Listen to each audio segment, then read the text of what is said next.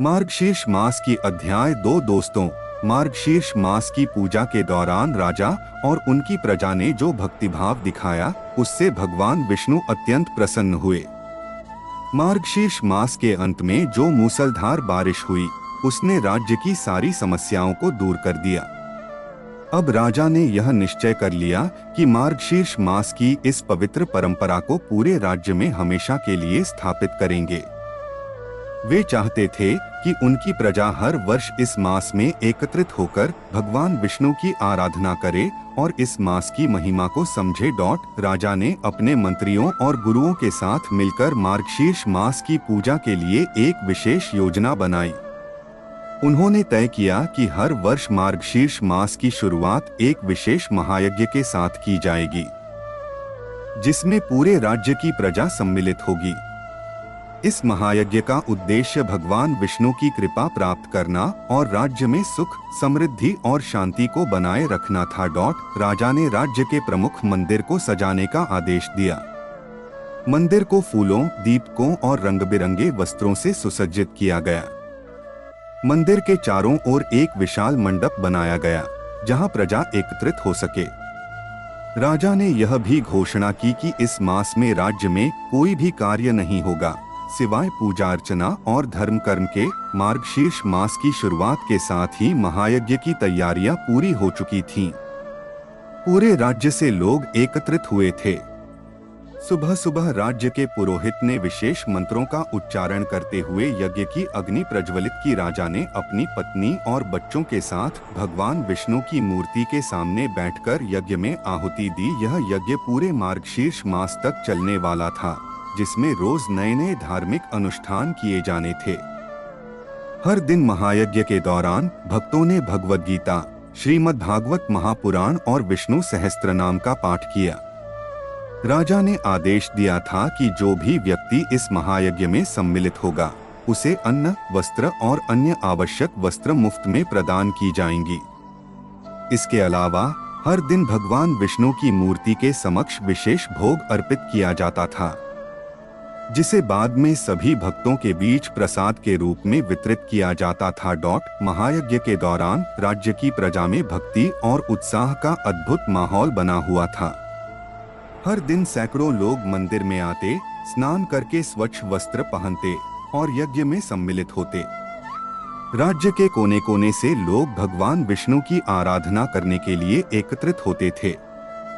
यज्ञ में भाग लेने वाले हर व्यक्ति को यह आभास हो रहा था कि वे भगवान के अत्यंत समीप हैं।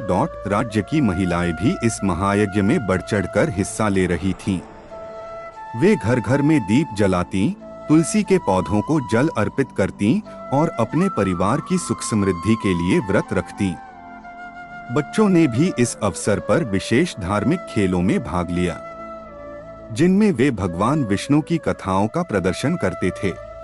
मार्गशीर्ष मास का महायज्ञ जैसे जैसे अपने अंतिम चरण की ओर बढ़ा, राज्य में एक अद्भुत परिवर्तन देखने को मिला।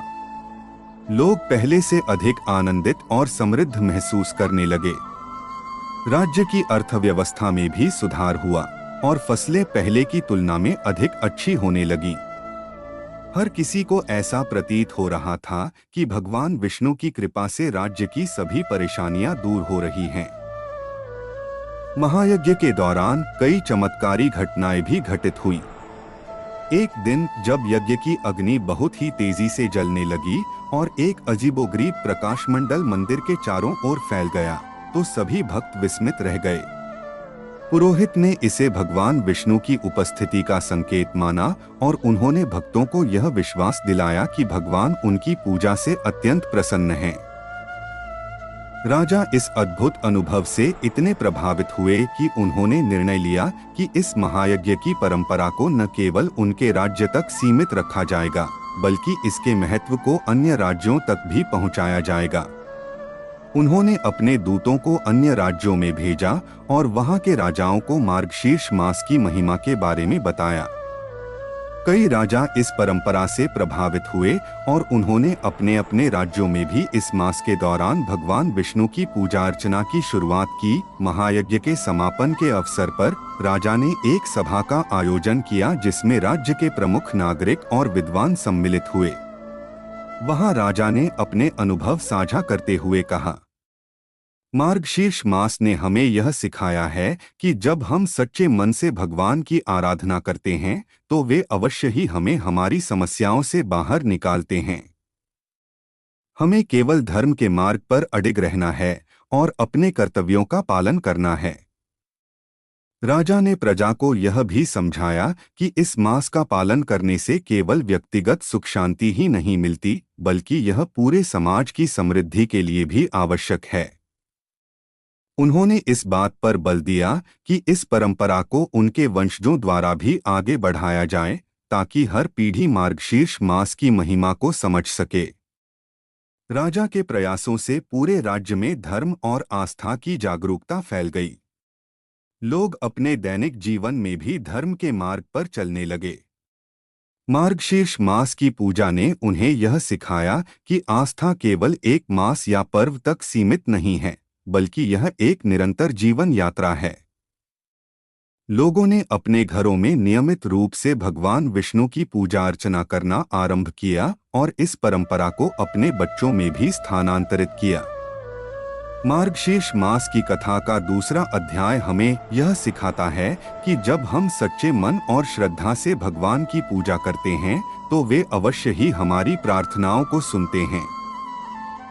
राजा के प्रयासों और महायज्ञ की परंपरा ने पूरे राज्य को एकजुट कर दिया और धर्म के महत्व को समाज में पुनर्स्थापित किया।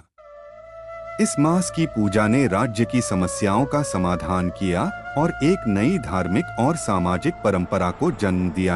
अध्याय 2 समाप्त। अगले अध्याय में जानेंगे कि कैसे इस परंपरा ने राज्य के लोगों के जीवन को पूरी तरह से बदल दिया और राजा ने अपने राज्य की भलाई के लिए और क्या-क्या अनुष्ठान किए।